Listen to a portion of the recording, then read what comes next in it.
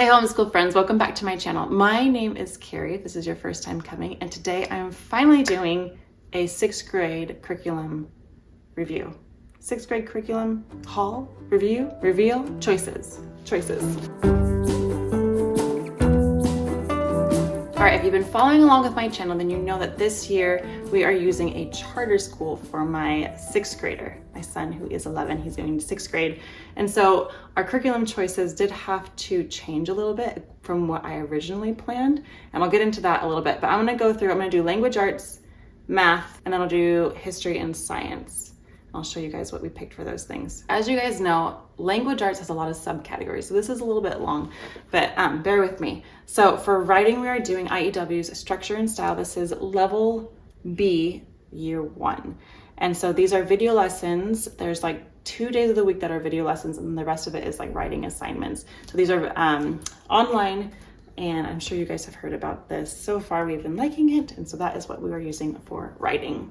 For spelling, we have a few things. Okay, the main one that we're using, now this is my son's like weakest subject probably, is spelling. And so we are actually starting at a low level, and they're gonna be working our way up. And so we are doing all about spelling level 2, and we are actually almost through this level, and we'll start level 3 soon. But he's doing this as like his base spelling. And then we're also adding in some Explode the Code. This is level 7, Explode the Code. And then also Zaner Blozer's spelling connections. Now this is a lower level, this is level 3. And so we're gonna do that same thing, just kind of work our way up through the levels. So that is what we're doing with spelling. He also has, with All About Spelling, they have that activity book. We're not really using that. They have some cool posters and some things in there that are fun, but we're not really using that. But we are using all the different cards that go along with it. So you have like your spelling word cards, but then you also have different spelling rules and phonograms that we review every time we start a new lesson. This year, I'm also having him learn cursive because he has been attending an in-person charter school. They haven't really done a lot of cursive. And so I bought the Good and the Beautiful level 3. This is their handwriting. This is where they teach cursive. And so he's gonna work his way through that and hopefully learn cursive for the first time. Also for grammar, we are mostly using this. This is Fix It Grammar by IEW, and this is level 2 Town Mouse and Country Mouse. And so we are doing a sentence a day and just going through and marking the things that it asks to be marked, and then fixing the different things and rewriting the sentence. So this is a daily practice. Then, these are fun. We are also using Grammar Island by Michael Clay Thompson. So we actually bought the whole program of Michael Clay Thompson's grammar, the island level. And so we are working our way through this book, and then I'll show you the other ones that we got. So we have the readers that go along with it. These, my school has their logo on these, so I just put sticky notes to cover. But there's 3 readers that go along with this. This is actually geared toward a younger grade, but I wanted to try it. If you watched my planning video, you'll know why. But I'll show you anyway. I'll show you what else I got. So I got The Music of the Hemispheres, which is like a poetry book. We got Building Language. So this is more of like Latin roots. Then we got the Practice Island. This is one of them is a student workbook, and then the instructor's manual. So this actually they write in. Then we also got Sentence Island. And so that is what we got from Michael Clay Thompson, and we are just using it kind of alongside or like supplemental. So that's everything for language arts. We do have a little bit of language arts mixed in with our history. So when I get to the history section, I'll show you what I mean. But next is math. So math actually might be changing. So if you watched my planning video, we talked about using teaching textbooks, and he's tested into level 7.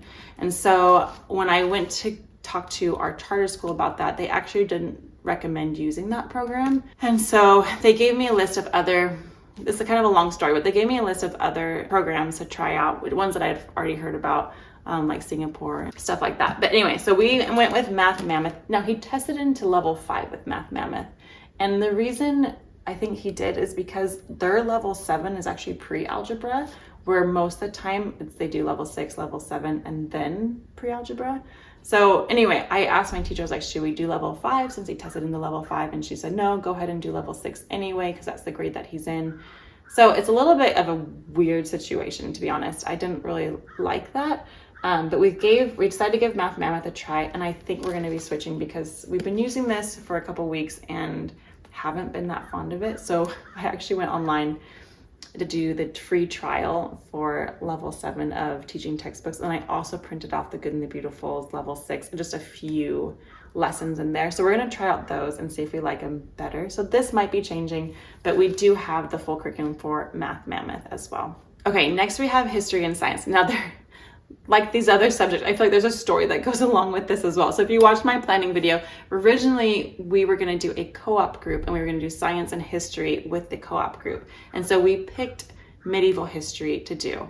Now, usually in 6th grade, you do ancient history, 7th grade, you do medieval, and 8th grade, you do US history. But a lot of charter schools will allow you to switch up the order in which you do those because they don't really care what year you do it as long as you do it within middle school grades, especially if you have 2 kids that are in that same grade, or sorry, in that same like middle school age, then they want you to be able to do it family style.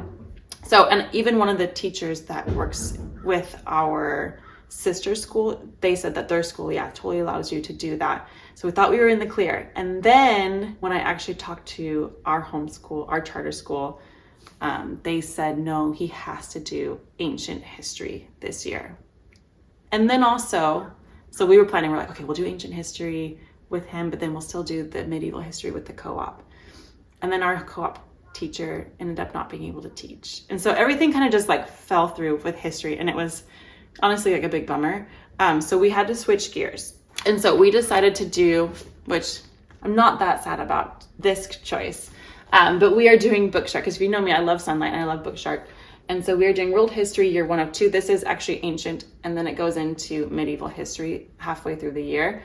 So we'll be able to fulfill the requirement for ancient history. So we're using BookShark, and there are a lot of things that go along with this curriculum. So I'm going to show you the different pieces that go with this.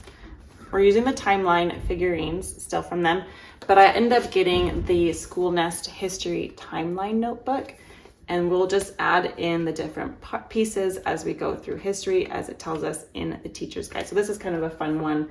I was excited to get this notebook because it's a little bit nicer, and we bought it from School Nest, so it's bound here on the side instead of the Amazon ones, because those ones just come pre-bound without the spiral. All right, and then you have the different main history books, like your spines. And so we are using the Usborne Encyclopedia, my goodness, I can't read this, you guys.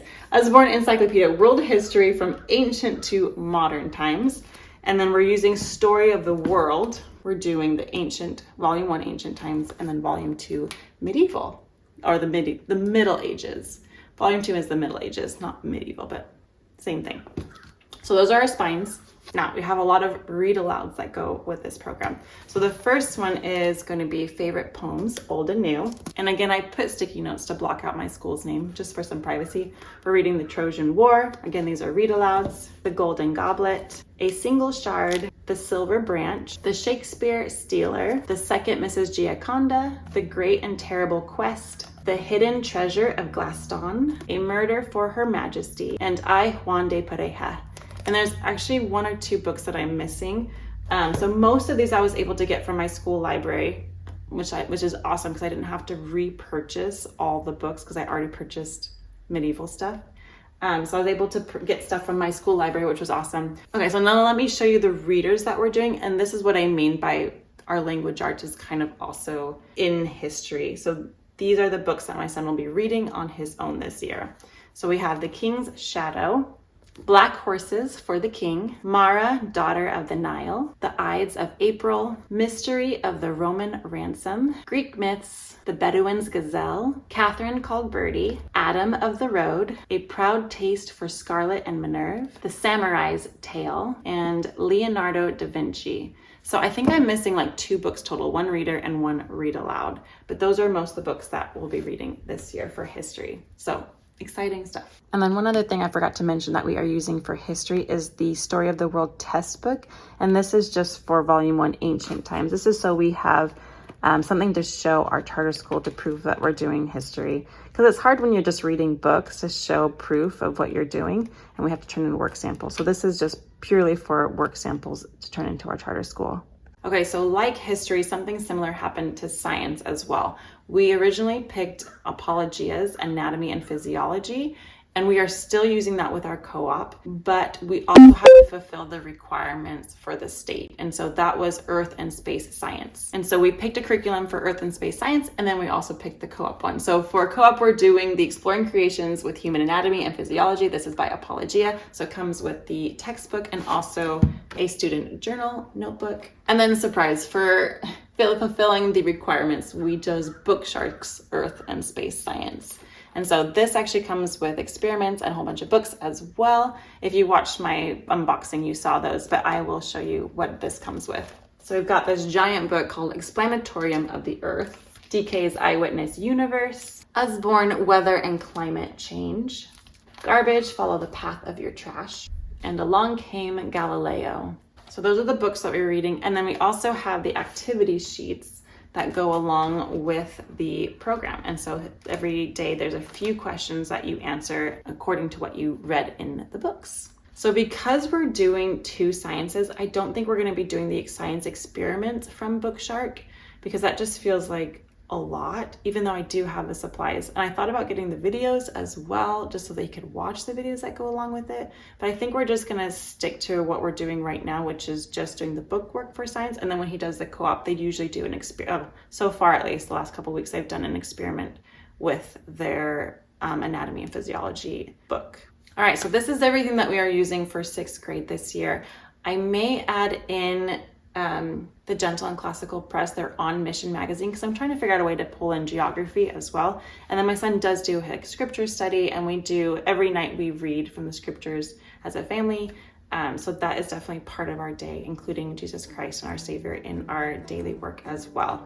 So anyway, thank you so much for watching, and I will see you in my next video. Bye guys.